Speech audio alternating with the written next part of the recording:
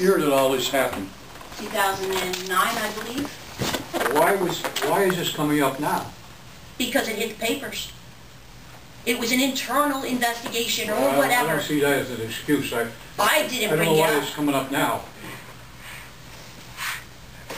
I'm asking her a question, not you. Because of the retaliation that took place. Mr. Jasinski and Mr. Roman, may I just, She's not going to make any more comment well, unless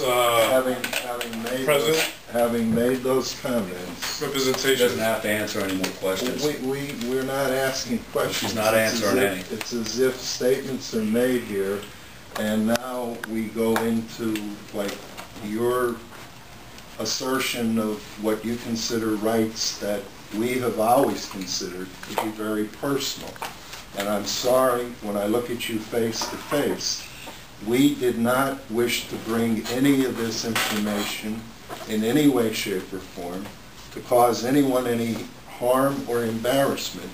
We dealt with it in the way that is already of record, and you know that because you were informed. And you also, please let me finish. You also communicated to Mr. Strelish at one point. The record that we generated was made part of, unfortunately, a public disclosure. Which a lot of it is wrong. Well, whether it is or not, you have to understand that this was treated in a very personal and confidential way. And I am apologizing, not for anything that we have done, but because Mr. Conway has chosen to make this public, and by your own admission, you were contacted because apparently he chose to make it public. Not me, not Mr. Strelish. Now, to address the merits, I'm constrained by the fact that you have filed litigation, and that litigation has to go forward, unfortunately, in a way that doesn't allow for a public discussion. But the report was done, and you know it was done. You also know, as you alluded to, that there were discussions made, and there were things stated in that report that included the fact that there were no witnesses by your own admission. Now, I am not saying more than that, other than the fact that your statements are accurately reflected, and everyone else's statements are accurately reflected. It is very unfortunate, and I say this to you, that this has had to come out in the way that it has. But I assure you that anything that was done to protect, number one, your privacy rights, and number two, to protect you in the respect of what allegations were in front of us. Not 3 years later, by some stretch of extension that I, right now, don't feel I can comment about for the very reason that there is litigation.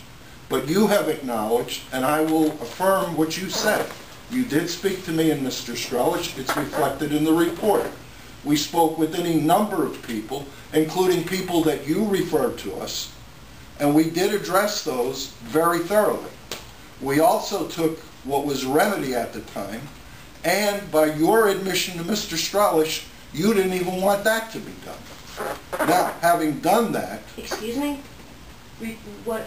I don't know what you're referring to there. Well, I'm referring to, as reported in the information that we disclosed, you at some point informed Mr. Strelish you didn't wish any action to be taken. Now I am not here to say more than that is a matter of information that will be preserved as it goes forward with the litigation. But I again say to you, and I say it sincerely, I am sorry that it had to come out in the way that it did because it was not our choice to make this a public issue, and it is unfortunate. But other than be able to address your comments, I think there is a time and place in the litigation that you filed. And I'm sorry, but I can't add more than what I've said to you and what's already in the report. And that is something that's already been disclosed. It was disclosed months ago. Right, I have a question for Mr. Strelish. Yes, do we have a zero tolerance policy on sexual harassment? We have a sexual harassment policy, yes. Do we have zero tolerance? Joe? You have an appropriate measure of discipline as it applies to what is established. On this particular issue, there is litigation. I am not going to say more than that it was addressed at the time. There is, in fact, now a gap of 3 years, and the issues that are raised in a legal proceeding that has to be dealt with through the courts.